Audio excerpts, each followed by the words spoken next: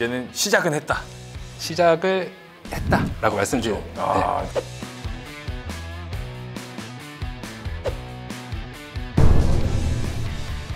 보통 철이 녹는 온도가 한 1400도 후반에서 1500도씨 초반이 됩니다. 그 말은 저희가 1500도씨에서 견디는 소재를 어떻게 만드냐, 그러기 위해서는 여러 후보 소재들을 놓고 특성을 다 평가를 해서 최적의 소재들을 선정을 하고 개발하는 게 저의 가장 큰 임무가 되고 있습니다.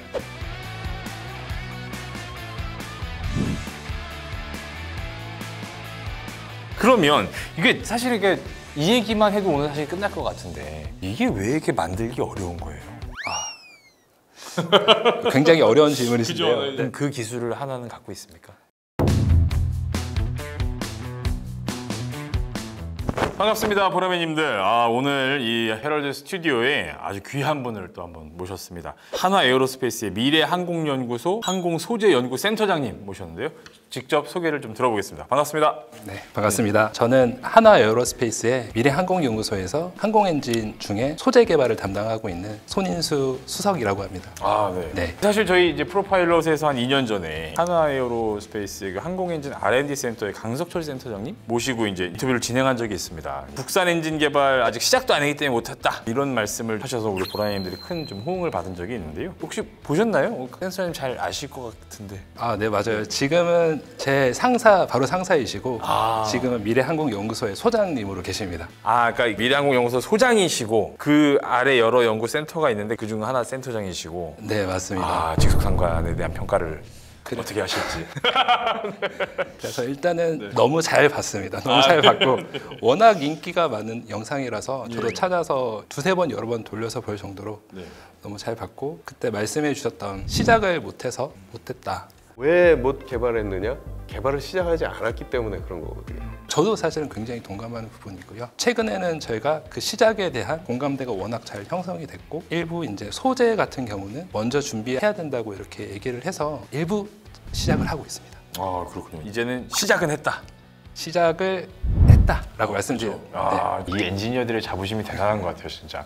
오늘 이런 얘기를 좀 본격적으로 좀 해볼 텐데, 그때 이제 당시에 보면 이미 그 무인기용 엔진은 개발을 많이 했었고, 그리고 또 KF-21에 들어가는 APU 엔진 또 이미 독자 개발 진행하고 있다고 하셨었는데 지금 어느 단계에 와 있나요? KF-21에 들어가는 APU 같은 경우는 저희가 독자 개발을 다 해서 지금 장착이 돼서 지금 시험 비행을 하고 있습니다. 이미 1호기부터 6호기까지 다 네, 맞습니다. 돼서 시험을 하고 있고, 저희가 일부는 좀 최적화할 부분들이 있긴 하지만 내년 양산 계약을 목표로 지금 순조롭게 지금 시험 평가를 하고 있습니다. 이거 무섭다니까, 시작이 무섭다니까요, 진짜. 그래서 이제 APU 엔진은 그러면 시제기에 다 탑재가 돼서 정상적으로 다 가동이 되고 있는 상황이고, 일부 업그레이드는 지금 계속 지속적으로 하실 계획이시군요. 지금 시제기 세대는 부품 국산화가 한 40% 된 엔진을 납품을 해서 비행 시험을 한 뒤에 초도 양산 승인을 올해 받을 계획이라고 그때 말씀을 하셨어요. 이와 관련해서 현재 진행 상황 좀 업데이트 해주신다면 어떠세요? 제가 지난번 영상을 찾아보고 다시 한 번 더 저희도 이제 연구소 사람들한테 확인도 해보니 저희가 제작한 4, 5, 6호기 시제에 대해서 세대가 지금 시험 비행을 하는데 꼽혀서 지금 시험 비행 중에 있습니다. 그것도 역시 이제 저희가 쌍발 엔진인데 쌍발 엔진 중에 두 개를 다 장착하지는 못하고 하나씩 교차로 해서 장착을 하고 있고, 시험 비행을 하면서 결과에 대해서는 현재까지 문제는 없는 걸로 알고 있고, 제 생각에는 굉장히 잘 진행이 되고 있고, 제작 관련 기술에서는 선진국 수준의 기술을 가지고 있다, 이렇게 제가 자랑스럽게 말씀드릴 수 있을 것 같습니다. 우리 보라매님들 워낙 전문가 분들이 많아가지고 잘 아시겠지만 이 항공 엔진의 구조, 원리 이런 것들을 좀 먼저 얘기를 좀 하면 더 좋을 것 같아요. 항공 엔진이란 뭐고 어떤 원리로 작동이 되는지 설명을 좀 부탁드리겠습니다. 항공 엔진은 아무래도 많은 힘을 가져야지 날 수 있기 때문에 공기를 압축을 해서 압축된 공기를 가지고 연소기에서 팽창을 시키게 됩니다. 열을 주면서 팽창을 시키게 되고, 그에 따른 힘이 나오면서 터빈을 돌려서 빠른 추력을 얻어서 날아가는 원리로 되어 있고, 안에 종류는 기본적으로 터보제트, 그리고 그에 따른 파생이 나오는 터보팬, 샤프트, 프롭엔진들 이렇게 다수가 있습니다. 기본적으로 터보제트라는 압축기, 연소기, 터빈이라는 구조는 동일하고, 이제 앞단에 팬을 붙이고 바이패스라는 제2의 공기 흐름을 만들어서 추력이라던가 그리고 소음을 줄이는 방법을 하면 이제 그게 터보팬 엔진이 되고, 그 똑같은 터보 터보제트 구조에 커다란 프로펠러를 붙이게 되면 프로펠러에서 나오는 앞에 공기가 들어가는 것과 공기가 이제 뒤에 추진이 되는 그 흐름을 다르게 해서 그에 따른 힘이 발휘가 되는데 그런 것들이 이제 터보 프롭이 되게 되고요. 마지막에 말씀해 주신 건 동일합니다. 그런 것들이 샤프트 축을 달아서 방향을 다르게 해서 양력을 얻는 형태로 되면 터보 샤프트 엔진이 되고, 그래서 추력이라든가 힘이 많이 필요한 것들, 특히나 전투기 같은 경우는 고기동을 해야 되고 굉장히 기동을 급격히 바꿔야 되고 그런 것들은 터보 팬을 많이 운영을 하게 되고요. 상대적으로 조금 더 안정적이라든가 연료 효율성을 좋게 하기 위해서는 터보 프롭과 샤프트를 많이 이용을 하게 됩니다. 일반 정차액이라든가 헬기들은 터보 샤프트나 프롭을 많이 이용을 하고 있습니다. 그러니까 가장 강력한 친구 터보팬이 1번. 그러면 이 거꾸로 얘기하면 터보팬을 만들 수 있는 기술이 있으면 나머지 것들을 다 할 수 있는 거 아니에요? 기본적으로는 할 수 있습니다. 다만 설계 최적화 부분이라든가 경쟁력 있는 엔진들을 만들려면 특화 기술들을 개발을 해야 되긴 합니다. 이제 지금 한화가 얘는 다 됐어라고 하는 부분 중에 하나가 사실은 유도무기용 엔진이잖아요. 얘는 뭐 이미 전력화돼서 쓰고 있으니까. 네, 맞습니다. 이런 것과 지금 이제 개발하려고 하는 터보팬과의 구분도 여기서 해주시면 되게 좋을 것 같아요. 저희가 이전에는 유도무기 엔진을 많이 개발했었는데 유도무기 엔진이라는 거는 단수명 엔진이라고 얘기를 합니다. 유도무기는 한 번 쏘고 가서 맞으면 끝나잖아요. 얘는. 끝납니다. 네. 그래서 1회만 쓰면 되고, 흔히 지금 저희가 개발하고 있는 터보팬 무인교 엔진들은 장수명 엔진이라고 합니다. 그래서 최소 뭐 이상의 이런 장수명적인 여러 회를 쓸 수 있는, 그러려면 그 안에 견디는 소재도 한 번에 끝나는 게 아니라 네네. 번을 견디는 이런 역량이 있어야 됩니다. 그래서 저희가 안에 소재들의 신뢰성도 더 좋아야 되고 설계에 대한 신뢰성도 더욱더 좋아야 되는 게 가장 큰 차이라고 보시면 됩니다. 날아가서 막 온갖 가혹한 조건들을 다 견디고 내려와서 딱 끄는 그게 한 번이라는 거잖아요. 네, 맞습니다. 그래서 이게 장수명 엔진이라는 게 엄청 어려운 거군요.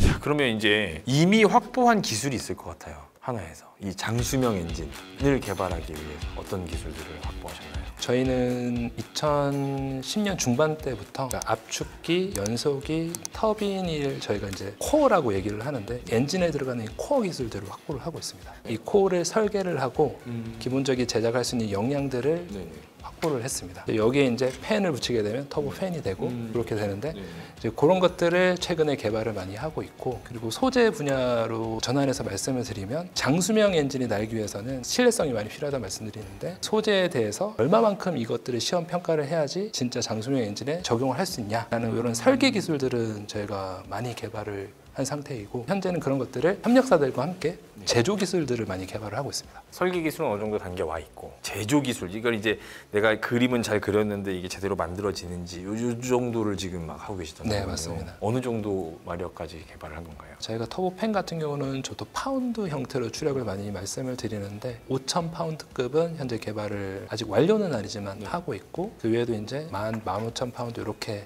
점차 추력들을 향상시키려고 노력을 하고 있습니다. 예전에 저희 강석철 소장님께서 인터뷰하셨을 때 100도씨를 높이는데 10년 이상 걸린다. 아, 네, 맞아요. 그런 네, 얘기 그런 하셨어요. 말씀을 네. 하셨는데 네. 5,500파운드와 15,000파운드는 그 입고 온도 자체가 다릅니다. 그래서 그런 개발적인 난이도도 같이 있습니다. 저희가 결국에는 15,000파운드급을 네네. 개발을 하게 되면 개념 연구를 하고 있는 단계고, 개념용. 네, 결과에 따라서 좀 다르긴 하겠지만 아마 30년 후반 정도로 생각을 하고 있습니다. 그러면 이게 사실 이게 이 얘기만 해도 오늘 사실 끝날 것 같은데 이게 왜 이렇게 만들기 어려운 거예요? 굉장히 어려운 질문이신데요. 그죠? 네. 가장 어려운 부분은 터보 제트 엔진, 터보 팬 엔진 같은 경우는 돌아가는 속도가 1분에 3만 회 이상이 돌아가게 됩니다. 1분에 3만 회라고 하면 60초라고 해도 수천 회가 돌아가기 때문에 굉장히 빠르게 돌아가는 이 엔진들을 어떻게 잘 제어를 하느냐, 그리고 이 굉장히 빠르게 돌아가는 엔진들에 대해서 소재가 굉장히 잘 견딜 수가 있느냐가 가장 큰 문제가 됩니다. 이게 압축이 되다 보면 열이 또 발생을 하잖아요. 그 열에 대한 그 내구성, 이게 또 어려울 것 같아요, 사실적으로. 저희가 이제 압축을 하다 보면 콜드 섹션과 핫 섹션이 나눠지게 되는데 콜드 섹션 같은 경우는 콜드라고 말씀을 드렸지만 600도까지 올라가게 되고, 여기서 말하는 콜드가 시원해 이게 아니라 핫 섹션 같은 경우는 저희가 지금 개발하고 있는 엔진들이 1500도씨 섭씨로 1500도씨 정도 됩니다. 그걸 견뎌야 거기에 소재로 쓰일 수 있다. 된다라는 거군요. 네, 맞습니다. 보통 철이 녹는 온도가 한 1400도 후반에서 1500도씨 초반이 됩니다. 그 말은 저희가 1500도씨에서 견디는 소재를 어떻게 만드냐? 그러기 위해서는 사실은 금속도 되게 중요하지만 그 냉각을 하게 되면 금속 자체의 온도는 그거보다 낮아지기 때문에 금속은 보통 한 저희가 1000도에서 1200도 정도 사이를 견딜 수 있도록 금속 소재를 개발을 하고 있습니다. 나머지 한 3,400도 정도의 온도는 냉각 맞습니다. 을 하는 구조의 설계 이런 것들을 하신다는 얘기시군요. 네. 소재도 굉장히 중요하지만 설계와 소재가 기술이 잘 융합이 됐을 때 높은 온도에 설계를 견딜 수 있는 것들이 되게 됩니다. 근데 이게 소재 자체는 온도에 잘 견딜 수 있을 것 같은데 얘가 뭐 쉽게 깨질 수 있거나. 네, 맞습니다. 말씀 주신 것처럼 고온에서의 굉장히 강도를 올릴 수 있지만 반대로 손만 톡 대면 쉽게 깨지는 성질들이 일반적으로 그렇게 나타나고 있고요.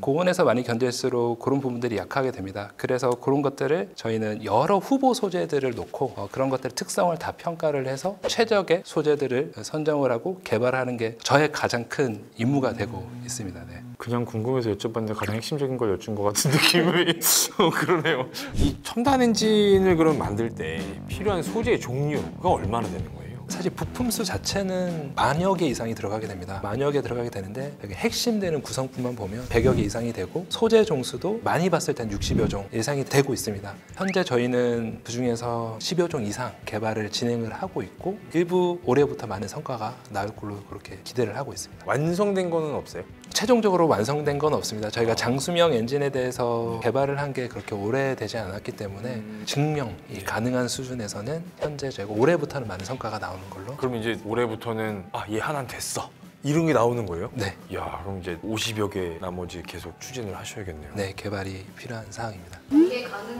범위에서 어떤 리스트가 있는지 그런 것들을 저희가 소재 종수 자체는 아무래도 제한적인 게 많이 있습니다. 보안 사항이 조금 있어서 종수 자체를 전체 다 공개는 좀 어려울 것 같고 타이타늄 소재 10종류, 니켈 소재 30종류 이렇게까지는 말씀드릴 수 있을 것 같아요. 저희가 이제 엔진을 보면 다양한 온도 조건들이 있고 응력이라고 얘기를 하는데 응력 조건이 다양하게 있습니다. 거기에 맞춰서 각각 부위별, 부품별 소재를 다르게 적용을 하고 있습니다. 그래서 예를 들자면 콜드 섹션 같은 경우는 저희가 온도가 상대적으로 낮기 때문에 경량화를 할 수 있는 소재들을 많이 쓰게 됩니다. 전체 무게를 줄여야 날아가는데 유리하니까. 비중이라고 얘기를 하는데 비중이 낮은 타이타늄 소재들을 굉장히 많이 적용을 하고 있고요. 이제 조금 더 온도가 올라가는 이런 핫 섹션 같은 경우들은 니켈 기반의 이런 초내열 금속들을 많이 쓰고 있습니다. 니켈이라던가 코발트 베이스를 소재를 써서 고온에서의 더 견딜 수 있는 능력을 키우는 소재들을 쓰고 있고 말씀드렸던 최고의 온도를 견딜 수 있는 소재들은 니켈 기반의 단결정 소재라고 해서 결정이 정말 하나밖에 없습니다. 모든 것들은 여러 가지 결정으로 금속들은 이루어지게 되는데 결정이 하나밖에 없으면 얘가 잘 고온에서 깨지는 성질들이라던가 고온에서 견디는 성질들이 굉장히 높아집니다. 그래서 그런 단결정 소재들을 가장 고온부에 쓰고 있습니다. 그러면 그만큼 얘가 제일 어렵겠다는. 네, 가장 어렵고 가장 비싸고 개발하기도 굉장히 어렵습니다. 그럼 그 기술을 하나는 갖고 있습니까? 설계적인 부분 기술들은 가지고 있습니다. 제조적인 부분들은 저희 협력사들과 같이 공동 개발을 하고 있다고 말씀드렸습니다. 지금 개발 중이세요? 개발 중이고 일부들은 성과가 나오고 있는 단계라고 보시면 될 것 같습니다. 물론 그 안에 저희가 이제 공개드렸던 인코넬 718 이런 소재들도 포함되고요. 인코넬 718은 그러면 뭐하고 뭐의 합금인 거예요? 인코넬 718은 니켈 합금입니다. 인코넬 718 소재는 항공기에도 굉장히 많이 쓰이고 일반 산업에도 굉장히 많이 쓰이고 있습니다. 항공기 볼트너트로도 쓰이고 있고요. 발전용 가스터빈에도 쓰고 있고 조선소에도 쓰고 있습니다. 그래서 이 인코넬 718 소재를 개발을 하게 되면 항공용으로 개발을 하게 되면 굉장히 고품질이기 때문에 일반 산업 모든 곳에 쓸 수 있다 이렇게 말씀드릴 수 있고 파급 효과가 굉장히 큽니다. 항공용이랑 일반 산업용하고는 다른. 기본적으로 항공용이라고 하면 날아야 되는 수준이 돼야 되기 때문에 소재 안에 깨끗함 정도가 다릅니다. 결함에 대해서 결함 사이즈를 얼마만큼 인정을 해주냐라고 하는데 일반 산업품들은 결함이 안에 3mm 정도 들어있으면 된다라는 내용들이 일부 있는데 항공용 같은 경우는 1mm도 안 되고 0.4mm, 0.6mm 정도로 인정을 해줘서 안에 깨끗한 정도가 굉장히 다르고 이외에도 제작을 하는 추적 관리 프로세스가 완전 다릅니다. 항공용은 문제가 생겼을 때 조사가 돼야 되지 않습니까? 그렇죠. 관리를 하기 위해서 모든 공정에 대해서 기록을 남기고 그런 것들이 몇십 년 동안 추적 관리될 수 있도록 한다고 보시면 될 것 같습니다. 이야, 그때 작업한 사람이 누구고 뭐 그때 관리는 어떻게 됐고 뭐 이렇게 되는 거잖아요. 그러면 네, 실제로 그 작업한 사람도 인터뷰를 하는 경우도 있습니다. 그런 것들까지 다 체크를 하니까 신뢰성이라는 얘기가 나오는 거군요. 네, 그래서 신뢰성이 나오고 또 하나 말씀드리고 싶었던 거는 항공용은 제가 처음에 말씀드린 경량화가 필수입니다. 결국에는 제살들을 깎아서 가장 얇게 만들어야지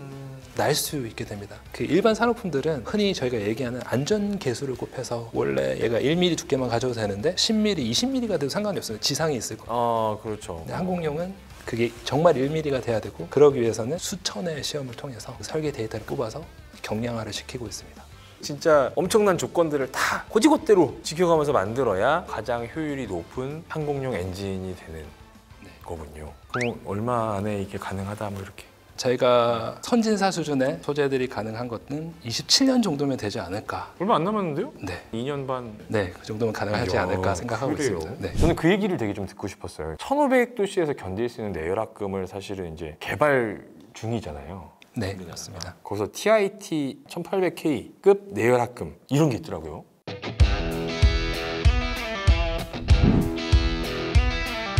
결국에는 설계를 아무리 잘한다고 해도 구현하는 기술이 굉장히 중요합니다. 저희도 이제 연구개발 역량이 높기 때문에 하나도 그렇고 관련된 뭐 한국재료연구원 각 대학 교수님들과 함께 레시피들을 찾고 있습니다. 뭐 이제 만드는 방법도 단조냐, 주조냐, 뭐 되게 여러 가지잖아요. 저희가 부품의 특징들을 보고 강도가 필요하고 신뢰성이 더욱더 중요하다고 하면 단조라는 부분을